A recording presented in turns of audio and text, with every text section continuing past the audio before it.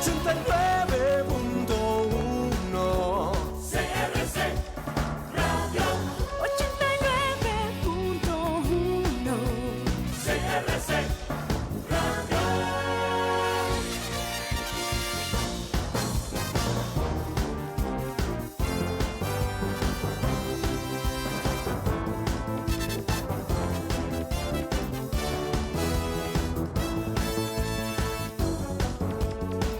CRC 89.1 Radio y Cadena Radial Costarricense no se hacen responsables por las opiniones emitidas en este programa.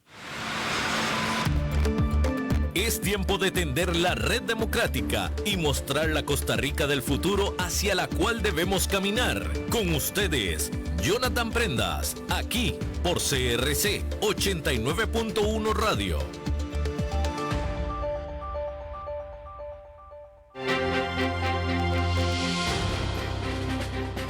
¿Qué tal, mis amigos? Muy buenos días tengan todos ustedes. Bienvenidos a un nuevo programa de Red Democrática, el programa que sigue haciendo el aporte sustancial al quehacer de la opinión pública para que todos tengamos la oportunidad de tener la información de primera mano y así generar las acciones oportunas, no solo para poder ponerlo sobre la mesa a quienes están tomando decisiones, sino también para nosotros estar informados de qué pasa en el país y así hacer las acciones pertinentes nosotros en lo personal, en lo familiar, para que en lo social todos estemos mejor y más integrados. El día de hoy, como ya lo hemos venido haciendo como algo costumbre, estamos estableciendo el análisis Gabinete Sombra. El Gabinete Sombra es la perspectiva de un especialista, exfuncionario normalmente, de la gestión pública, que viene a ver cómo está operando la cartera a la cual se le fue asignado. En este caso, vamos a hablar del Ministerio de Obras Públicas y Transportes, un ministerio súper importante que se las trae, que tiene a cargo, debería de tener a cargo muchas tareas, pero que vamos a ver si las está cumpliendo o no.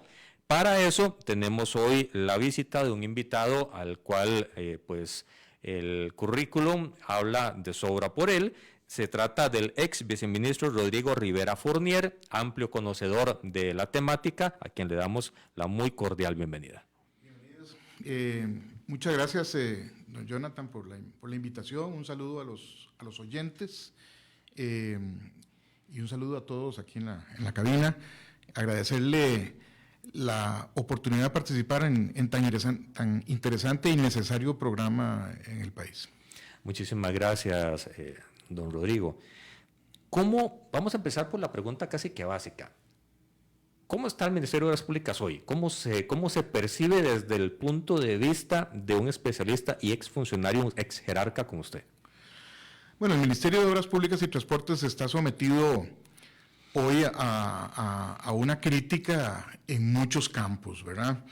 Lo primero que se podría decir es que este gobierno inició mal, nombrando 2 personas no idóneas para desempeñar el cargo. El viceministro Guillén, que no tenía un conocimiento del ministerio ni de la administración pública costarricense, supuestamente había trabajado con una empresa constructora en países en el Medio Oriente, en Arabia, y entonces pues siempre lució desubicado y además irresoluto e inseguro, ¿verdad? Y después el exministro Amador, que estaba más interesado pues en su candidatura, en lograr el aplauso de la gente que en los problemas de la gente, y entonces vino a desarmar lo que con gran dificultad y gran Gobierno anterior cuando se toma el poder de uno nuevo.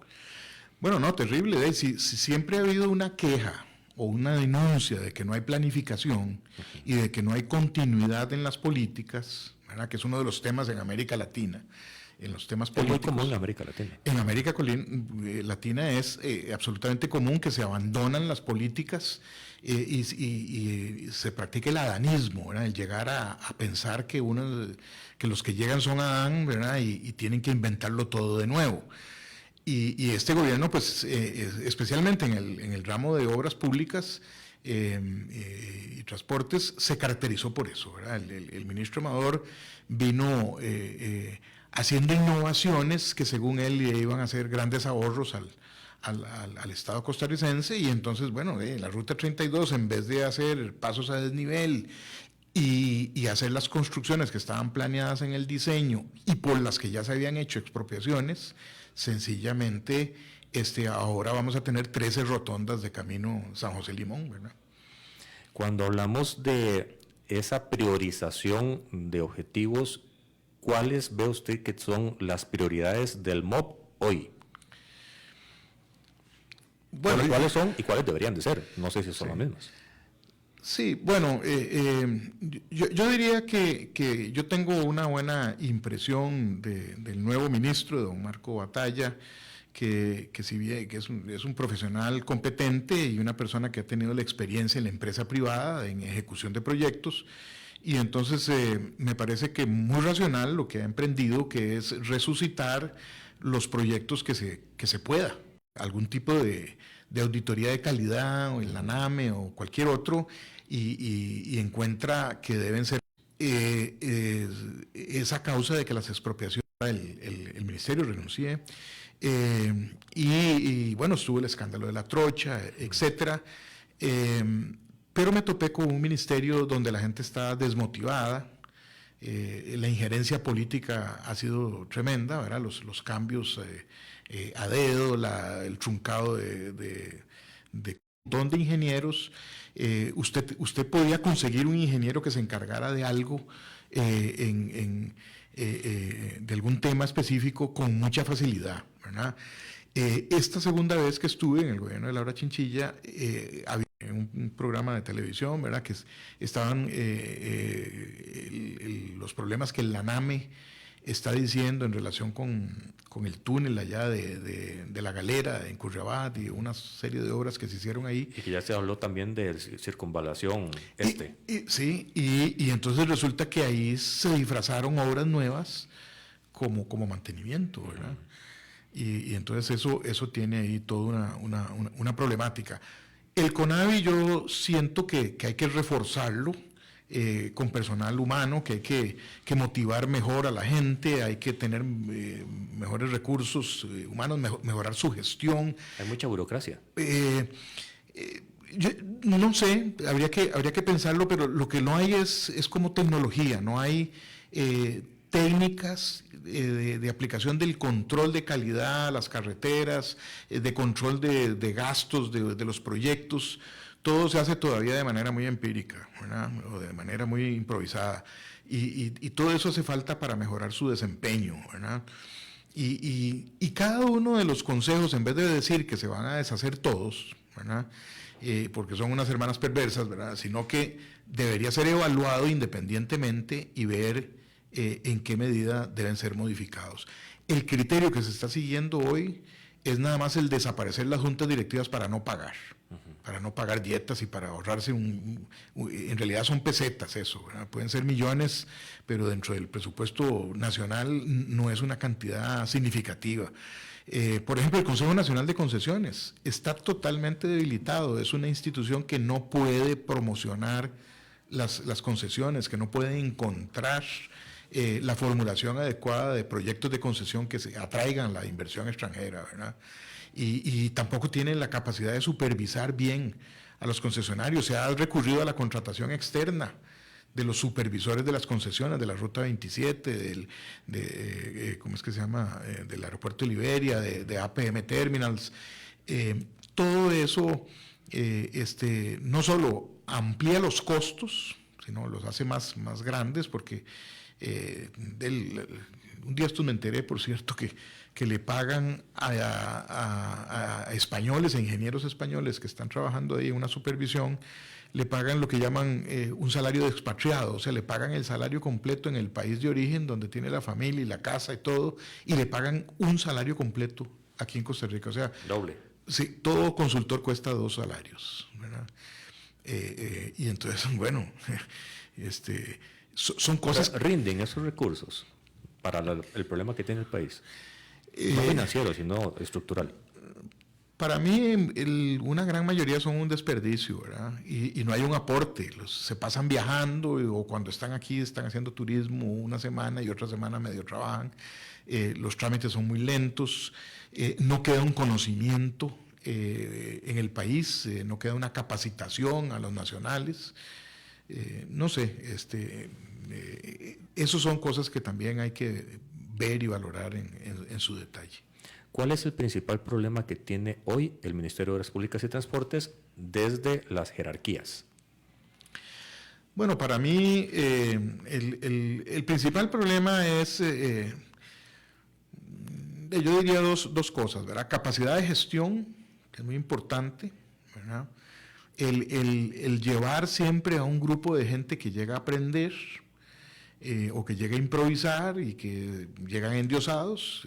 Este gobierno, por ejemplo, tenía un elenco de viceministros, viceministra de la reforma administrativa del MOP, ¿verdad? Y entonces su experiencia y su conocimiento es la de ser una administradora de negocios con énfasis en finanzas. No tiene la menor idea de la administración pública ni los modelos de gestión pública, ¿verdad? Y después también, sí, el escoger mal, digamos, la gerencia corporativa, empezando por el ministro y el viceministro. ¿La escogencia del anterior ministro, Amador, cómo la vio? No, desastrosa, ¿verdad? Para mí Amador es un fabulador, una persona que encantó a la gente hablándole de las maravillas que podían hacerse, sin hacer ninguna acción efectiva para hacer realidad lo que hablaba. Desarmó los equipos de manera, dijéramos, sin tener una solución, sin tener carece de las habilidades para llevarlos a cabo, para realizarlos. Y además también es una persona que le gusta, o sea, que se hizo a través de un manejo de redes sociales, ¿verdad? y de comunicación. Era un ministerio que comunicaba muy bien, que ensalzaba la figura de él, pero que de ninguna manera estaba realizando obra, estaba haciendo. Este gobierno tiene 2 años de haber perdido esos esfuerzos en manos de esa gente. Dividamos el concepto de obra pública que todos podemos ver que se está ejecutando. Hay una que es ordinaria, orgánica, que es lo normal que se tiene que ir haciendo para poder adaptar las vías públicas al grueso del flujo y del parque vehicular del país, y otras son las nuevas obras, las que vienen a generar esas ampliaciones, la construcción completa del anillo de circunvalación, la de San Carlos, la de Taras, la de La Galera, todas estas son otro tipo de obras. Cuando hablamos de estos dos panoramas, ¿el ministerio lució en estos 2 años en las dos o solo en la ordinaria y no en los terrenos nuevos, en las construcciones nuevas? Bueno, yo creo que el ministerio paralizó las construcciones, digamos, importantes, como la ampliación de la ruta 27, la carretera Limón, que son esenciales, ¿verdad?, para el país, la de Barranca Limonal, sino que también, bueno, vea usted el estado de las calles, el mantenimiento, y ahora, bueno, vienen y hacen una solución que hay que peinarla con cuidado, que es que hicieron un decreto donde le pasan parte de la red vial que está a las municipalidades sin darle recursos a las municipalidades. De hecho, ya las municipalidades pegaron el grito al cielo diciendo cómo quieren que haga eso. Bueno, pero el ministerio a través de ese decreto se va a desentender de esas carreteras, ¿verdad? O va a colaborar de casi como un acto de generosidad, no de una obligación. Y bueno, vamos a ver cómo acabamos con las carreteras al final de este gobierno, ¿no? Y lo siguiente es, estos 2 años, lo que se ha visto en construcción orgánica, de mantenimiento y de ampliación básica, y los proyectos grandes, ¿son cosas propias o vienen del flujo de proyectos, de la carpeta de proyectos que tiene que tener la institucionalidad MOP como tal, incluyendo los consejos? Sí, bueno, ese es otro de los temas que empata con la planificación y con la continuidad de las políticas. Un proyecto no se financia que uno pide en enero y en julio ya le están dando el financiamiento, sino que requiere un montón de estudios y de un trámite en las entidades financieras que normalmente hace un gobierno y finaliza o realiza el gobierno siguiente. Si usted llega y de repente interrumpe eso, porque quiere revisar todo lo que se hizo con anterioridad y quiere hacerlo nuevo, entonces de ahí usted llega a una situación de provocar una paralización y un caos. Vea lo que pasó con la revisión técnica. Esa transición que hicieron fue tan mal manejada que se dio la presa que se dio y el desorden en cuanto a la revisión que tuvimos durante un año completo, ¿verdad? ¿Cuál es el futuro que le puede ver al MOP si todo sigue tal cual se ha estado? Y si empezó todo el sistema a entorpecer, a colapsar, ¿verdad? O a no ser eficiente, y empezaron a pedirles dádivas para hacerlo caminar, pues de ahí cuando usted tiene una situación de esas, por lo menos constituye una explicación el decir, bueno, decidí pagar para poder seguir pedaleando. No se justifica, pero así es como se puede entender. Sí, no debería ser, pero es una manera de explicar lo que sucede, ¿verdad? No es como le digo, no es maldad pura, ¿verdad? No se trata de eso. Don Rodrigo, ¿es sano o sería sano digitalizar todo en todo el MOP para que un permiso que alguien ocupa, alguna gestión que alguien necesita, alguna construcción que se debe hacer, algún proyecto que se quiere en la carpeta de infraestructura a desarrollar, que todo sea en el intangible de la tecnología, que yo no sé qué es Rodrigo el que lo está haciendo, entonces yo no puedo incidir en él para o hacerlo más despacio o hacerlo más rápido? Sí, claro, bueno, el gobierno electrónico es una de las soluciones que se plantean, ¿verdad? Y que se han planteado en muchos países. No es la solución, no es la pomada canaria, ¿verdad? Por ejemplo, el mismo SICOP ya tiene de problemitas. Usted saca una licitación con plazos muy cortos para recibir ofertas y ya con eso se saca por medio de empresas internacionales. Si usted pone ciertas condiciones, también filtra, ¿verdad? Bueno, no es perfecto el sistema, pero definitivamente vino a poner un poco de orden o de trazabilidad de las acciones. Es posible seguir y encontrar quién es el que está haciendo el problema. El gobierno electrónico, sin duda, debe haber una simplificación administrativa también. El Ministerio de Obras Públicas y Transportes tiene que ver con todo lo que se mueve en el país, pero no solo los transportes, sino que, mire, usted tiene un camión cisterna que lleva agua, una empresa privada, y necesita un permiso. Sí. Y ese permiso hay que tramitarlo ahí. Y además se topa con la policía de tránsito. Y tiene cosas que hacer en el Consejo de Seguridad Vial, ¿verdad? Debe ser el MOP esa suma de tantas dependencias juntas. ¿No sería mejor, en algún momento se planteó, Obra Pública, Ministerio de Obra Pública, Ministerio de Transportes, pasar la Policía de Tránsito a Seguridad para que sea unificación de policías? Es como ordenar el muñeco que está operando en este momento. ¿Es lo ideal o no es necesario? Yo tiendo a pensar que eso no es la solución por sí, ¿verdad? Digamos, cuando yo estuve ahí, la policía de tránsito llegaron un día sus mayores representantes ahí de los sindicatos que tiene ahí la policía y las autoridades que estaban a cargo de la policía de tránsito a decir que iban a entregar las armas. Cuando se dio aquel robo de las armas en el gobierno de doña Laura, Sí. Y entonces dijeron que ellos iban a entregar las armas, que ellos no tenían por qué ser autoridad, que ellos eran una policía administrativa de tránsito y no tenían por qué andar armados, que eso los exponía, ¿verdad? Y digo yo, bueno, mire, ¿qué es lo que hay que hacer en transportes? ¿O qué proponen ustedes, técnicos de la administración de soluciones, que conocen la problemática al detalle? ¿Qué vamos a hacer con las paradas de buses? ¿Qué vamos a hacer con las centrales de buses? ¿Ya estudiaron ese tema? ¿Qué rutas hay que unificar o qué rutas hay que separar, ¿verdad?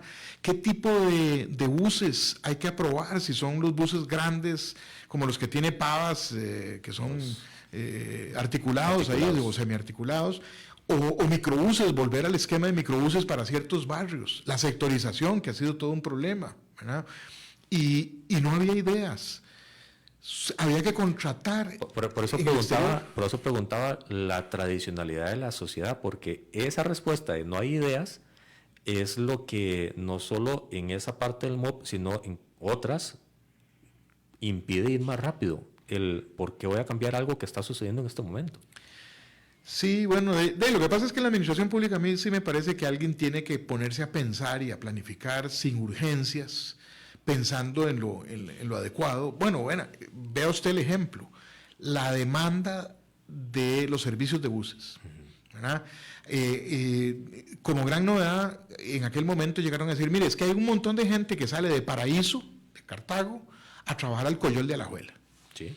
Y es una cantidad importante de personas que invierten hasta 3 horas o más, hasta 5, para llegar a sus trabajos, para llegar y regresar, ¿verdad? Y después también un montón de gente que vive en los altos de los cerros ahí desamparados, en las partes de allá casi a costa, etcétera, que quedan realmente largo y que los servicios de transporte no son muy, salen uno cada hora o uno cada 2 horas, etcétera. Y bueno, ese estudio de la demanda no estaba hecho. Se hacía por el ojímetro, así decían, que se habían hecho unos estudios en 1987 y entonces todos los años le sumaban lo que más o menos había aumentado el porcentaje de la población urbana o algún criterio que alguien se inventaba ahí, algún estadístico decía, ¿verdad? Pero no hay un estudio, no se pagan estudios de gente que se suba a los buses, que vea el flujo, que lo llegue a determinar. Bueno, el cobro electrónico permitiría hacer eso, dónde se monta la gente y dónde se baja, ¿verdad? Y dónde están las grandes masas del Big Data, ¿verdad? Todo ese tipo de cosas no las hacen. Y entonces siempre se va por prueba y error, ¿verdad? Es como la mosca que anda buscando la salida de un cuarto, ¿verdad? Y va golpeando en las ventanas hasta que encuentra la que estaba abierta. En algún momento se ha demandado que se ocupa una renovación de liderazgos de jerarcas, ministros y viceministros, directores de áreas grandes, para tener ideas frescas y para evitar la sensación de que permea la corrupción. ¿Es esa una solución o más bien tenemos que aprovechar el conocimiento que ya traemos y generar a partir de ahí una formación de liderazgos que vengan a hacer ahora sí el relevo generacional cada tanto para poder desarrollar las acciones oportunas que el país en su constante evolución de crecimiento y producción se necesita? Sí, bueno, yo creo siempre en la incorporación del know-how, del conocimiento de la empresa privada, ¿verdad? Al sector público, como también hay que respetar la experiencia y el manejo que se genera dentro de la administración pública. Tener un balance de eso es lo que sería el ideal. Uh-huh. En Estados Unidos, recuerdo que estando hablando con el secretario de Transporte de los Estados Unidos, me dijo, bueno, es que yo aquí como secretario de Transportes tengo un gabinete. Hay una serie de puestos de dirección que son, dijéramos, de nombramiento de confianza, uh-huh, ¿verdad? Que varían con cada administración, que no son de servicio civil, de que no se pueden mover y que para mover a uno hay que darle un rango igual y llevarse, que se lleve el escritorio, la secretaria y el carro, ¿verdad? El famoso cuento de que hay que trasladarlos en igualdad de circunstancias, y igualdad de dignidad, igualdad de jerarquía, ¿verdad? Y entonces, bueno, puede ser una solución el permitirle a los ministros el contratar a un gabinete, una serie de puestos técnicos y traerlos. El tema siempre será un tema dijéramos, de improvisados o ¿De hasta dónde? Sí, de improvisados contra personas conocedoras, ¿verdad? Y después está el problema de las famosas puertas giratorias, ¿verdad? Uh-huh. Cuando usted tiene una viceministra de Transportes y de repente pasa a ser la directora ejecutiva de la Cámara de Transportistas, ¿verdad? Y después viene de vuelta. Entonces eso también genera ahí inconvenientes, ¿verdad? Don Rodrigo, para ir terminando con esta entrevista en 3-4 minutos que nos quedan, ¿el ministerio está muy permeado por corrupción o no está permeado por la corrupción y ese no es un problema? Bueno, yo las quejas que recibo o los comentarios que recibo es que sí hay en casi todos los niveles gente, no es una cosa digamos, del ministerio, hay gente y diferentes niveles de corrupción, ¿verdad? Está la corrupción endémica, el que usted necesita un permiso o una cita para hacer el examen de la licencia, y entonces si usted paga, pues consigue el cupo, ¿verdad? Eso se hace a un nivel bajo, a un nivel digamos, está la corrupción de la gente que está coludida con proveedores del ministerio, ya sean empresas constructoras, empresas autobuseras, cualquier género de suplidor de servicios y de bienes del ministerio. Y después está la gran corrupción, el inventarse unas obras públicas monumentales de que generan ahí capacidades de repartir ahí un poco de dinero, ¿verdad? En República Dominicana el faro a Colón, ¿verdad? Se tiene como un emblema de la corrupción, ¿verdad? Costó $1 millonada, casi, creo que hasta $1.000 millones se habla ahí, y es un faro enorme, altísimo, dedicado a Cristóbal Colón, ¿verdad? Ahí debió haber sobrado plata. En República Dominicana también se declaró confidencial el costo del subterráneo, del tren subterráneo de Santo Domingo, ¿verdad?